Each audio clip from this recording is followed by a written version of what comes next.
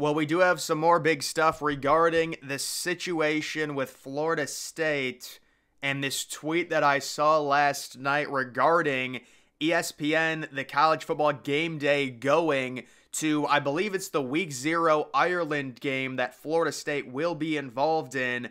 Take a little look-see at this. Florida State fans are planning to stage a protest at next year's College Game Day in Ireland. So this is kind of disappointing in my opinion. I really wish College Game Day would actually go to the campus of Florida State. It'd be a lot better. I'm guessing this is going to be really tamed down. You can see it says it's been over a week since FSU was excluded from the playoff, and their fans are not forgiving this travesty anytime soon. Come on, really a travesty.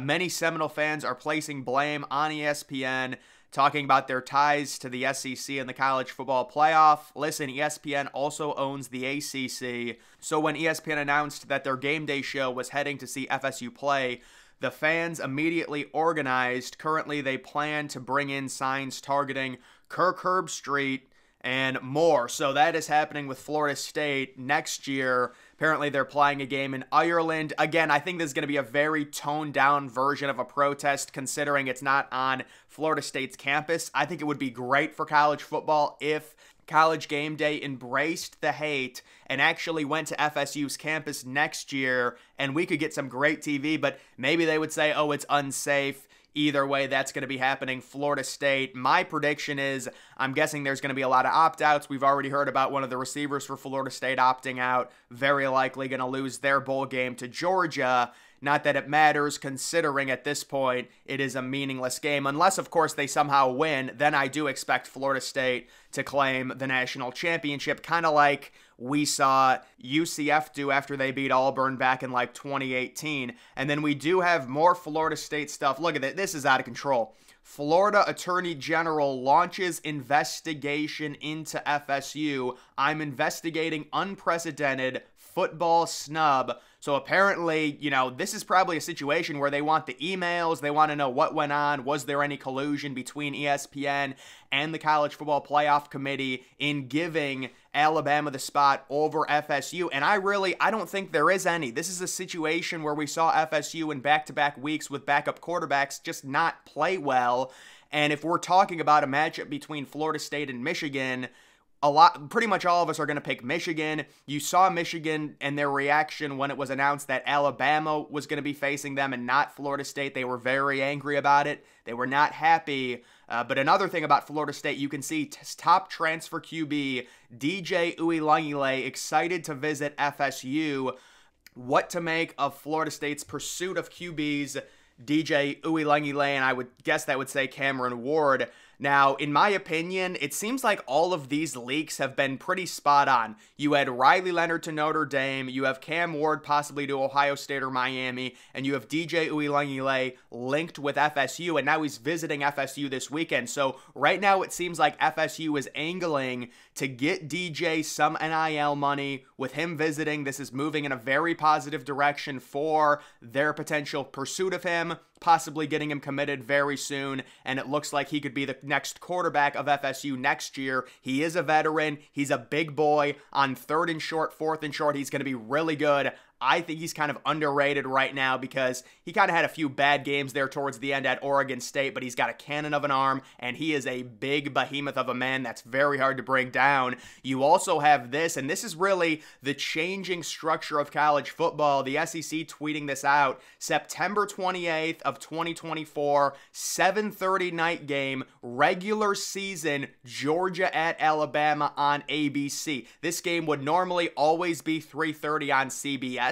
But with the different TV deals, with CBS having the Big Ten now, this game is primetime 7:30, already announced on ABC. So I think that's really good. I mean, I have nothing against 3:30 games, but I do like the fact that this premier game, Georgia-Bama regular season edition, is at 7:30, and that is an ultra rare thing for those two teams to face each other in the regular season. Normally that never happens because they're in opposite divisions. And then we also do have another transfer portal update. Tyler Van Dyke going from Miami to Wisconsin.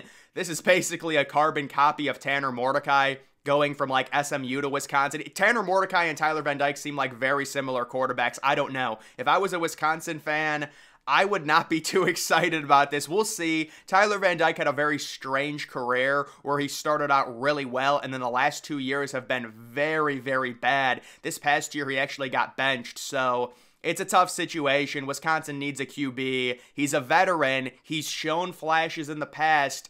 You know, beggars can't be choosers. It's not like Wisconsin's going to be able to attract a crazy good transfer portal QB, so they will go with Tyler Van Dyke. Kind of just a weird fit going from Miami to Wisconsin. A lot of people were mentioning that. And then another portal situation, Grayson McCall, kind of on a similar level to Tyler Van Dyke. He will be going to NC State, so I'm not surprised about that, considering originally on Coastal Carolina, staying close to that area, going to North Carolina State. They had a great end to their season. We'll see if they can keep that momentum going into next year. McCall is another guy that's had kind of a weird college thing where he started off really well. We remember him in 2020 with the crazy pandemic season. Coastal Carolina was like 12-0, and he since has tailed off a little bit. Now, that could be to some of the talent around him not being very good. It is Coastal Carolina, but he did kind of put Coastal Carolina on the map and made them relevant, at least for a little bit, so he'll be going to NC State. And again, let's not discount the end of the year that NC State had. A lot of people kind of forget about that. They're kind of an underrated team right now. They did finish ranked. That is a solid Wolfpack team. We'll see how much they return next year. In a weaker ACC, they could do some damage. They're getting Grayson McCall. And then a little update on the Ohio State situation. It seems like a lot of the players in the Ohio State locker room really galvanizing around Devin Brown, the backup quarterback who was in that battle with Kyle McCord. They end up splitting reps kind of in that game one against Indiana. McCord wins out. He wins the job. Devin Brown gets hurt mid-season, and now Devin Brown really taking control. It came out that Kyle McCord didn't tell some of the, offensive players that he was entering the portal. I don't know. I guess we'll see how Devin Brown does against Missouri, although Denzel Burke apparently is playing, Emeka Egbuka is playing, Marvin Harrison Jr., we don't know yet, but it seems like they're kind of galvanizing around Devin Brown, so could Ohio State stay in-house? It seems like Cam Ward right now visiting Miami, possibly trending there. We'll see if they offer him an NIL deal. I know they're also taking a visit from Will Howard after, but this is interesting for Ohio State, possibly sticking in-house and going with Devin Brown. Devin Brown is a very polarizing recruit. He was actually the #1 overall player in the On3 rankings. Now, if you look at the overall composite, he was barely a 5-star, but in the solo On3 rankings, he was the #1 rated overall player. So, he must have some potential to be ranked that high, and he does have more of a running ability, although he is kind of a slow quarterback. Hopefully, also, he changes his jersey number to a single digit, but either way, we will see on that. But I just wanted to talk about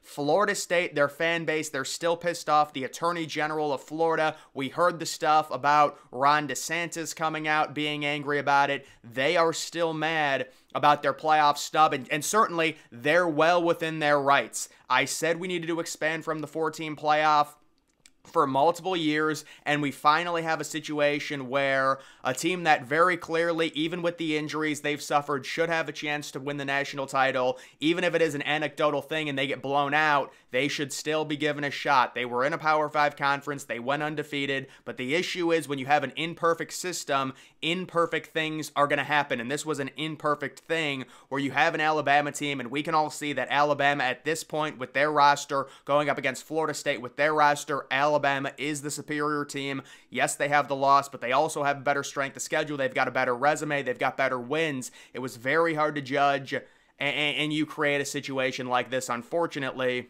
Oh, would you look at this? 20% of Heisman betting slips were placed on Shedeur Sanders and Travis Hunter this season. That number is a complete misrepresentation. I would assume they're talking about overall tickets, not total money. Total money on those guys probably is less than 10%, maybe even 5%, but I would assume, considering Colorado's success early in the season, the first 3 games, that's kind of when you place your Heisman future bets. There were a lot of people putting down $5, $10, $20 on Sanders and Travis Hunter, but that was just kind of a funny thing that I saw. But either way, guys, that's going to do it for this video. Make sure you're following me on X. Link to that's always in the description.